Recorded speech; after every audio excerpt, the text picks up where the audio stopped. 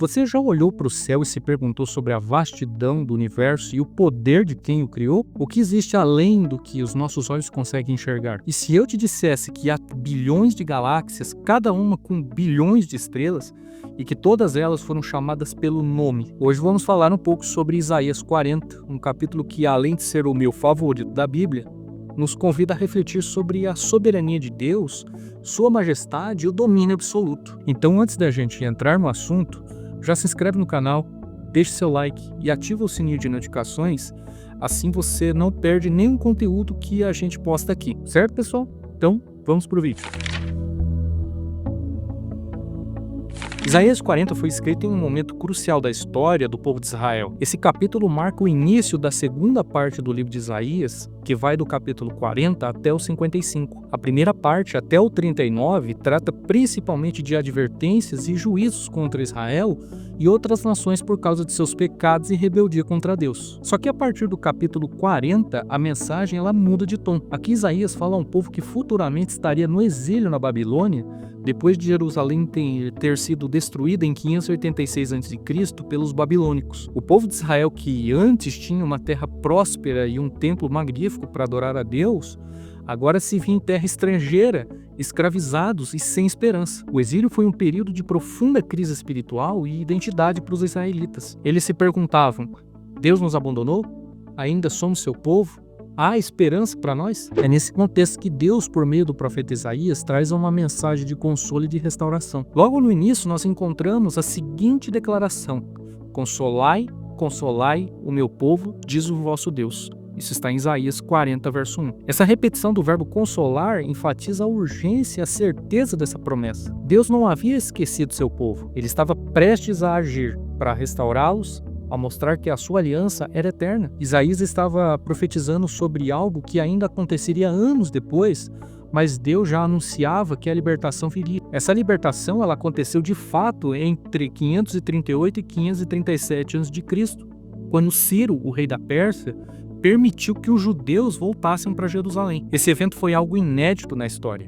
Nenhum outro povo conquistado naquela época recebia a autorização para voltar à sua terra e reconstruir a cidade e o seu templo. Isso só aconteceu porque Deus, em sua soberania, moveu as peças da história para cumprir a sua promessa. Mas antes mesmo desse evento se concretizar, Isaías já estava apontando para um consolo ainda maior. O exílio babilônico era uma sombra de algo mais profundo: o exílio espiritual da humanidade, separada de Deus pelo pecado. Isaías 40 não fala apenas do exílio da volta dos judeus para Jerusalém, mas aponta para o plano maior de Deus de restaurar toda a criação e trazer salvação definitiva. Em Isaías 40, verso 26, encontramos um dos versos mais impressionantes sobre o poder de Deus, e esse, para mim, é um dos versos mais lindos que tem na Bíblia. Levantai ao alto os vossos olhos e vede.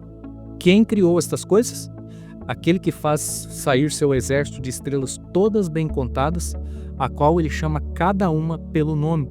Por ele ser grande em força e forte em poder, nenhuma só vem a faltar. Isaías nos convida a erguer nossos olhos, a olhar para o céu e contemplar a obra das mãos de Deus. As estrelas que para nós são incontáveis estão todas numeradas e nomeadas por Deus. Nenhuma delas se perde, nenhuma delas foge do seu controle. Isso nos ensina algo poderoso.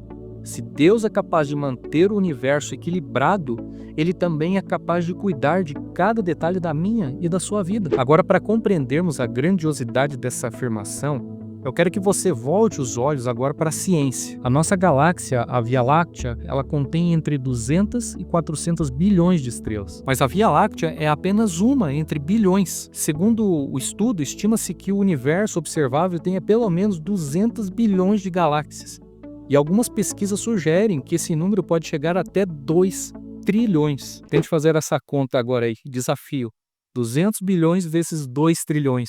Vai dar um número 4 lá na frente, seguido de um monte de zero que eu nem faço ideia de quanto seja. Isso significa que há mais estrelas no universo do que grãos de areia em todas as praias da Terra. Algumas dessas estrelas são gigantescas. A VY Canis Majoris, que você está vendo aí na tela, por exemplo, tem um diâmetro aproximado de quase 2.000 vezes o tamanho do Sol.